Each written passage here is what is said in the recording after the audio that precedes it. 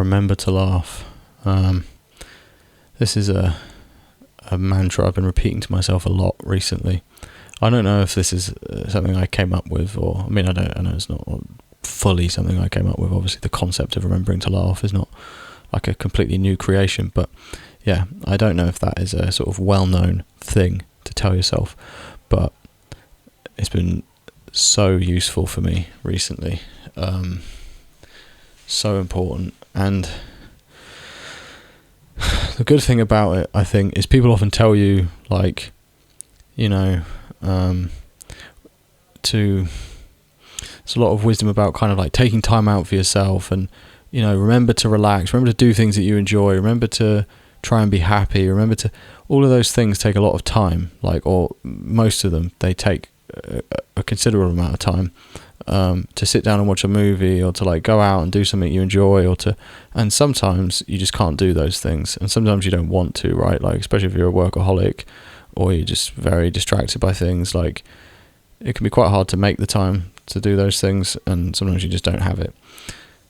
Laughing at your life and whatever situations come your way, that doesn't take any time, it doesn't take any additional time. Like, that's just a mindset. It's just a way of taking things and just turning them around, and looking at a different side of them as they come in. I wish I could remember this more, because I remind myself of it a lot, and when I do, it's so useful. Like, when things get really bad and this weird stuff is happening and I'm really stressed out, I just think, like, yeah, I suppose this is funny, like, it doesn't mean I'm fine suddenly, but it takes so much of the sting out of the situation, and it doesn't rob you of any of the reality of it. It's not a lie, it's not a distraction, it's not sort of anesthetizing yourself with like pleasure and comfort and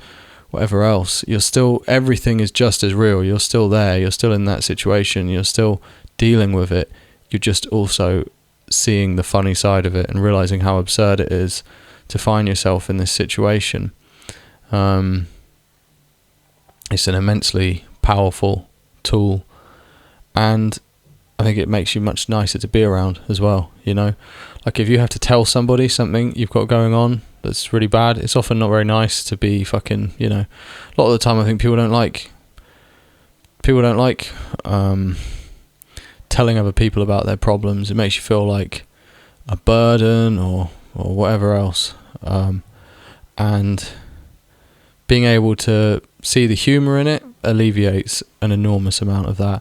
And it is just you can communicate what's wrong, you can, as I said, still experience it, not deny it, not downplay it, but still find it funny and look for what is funny about it. I'm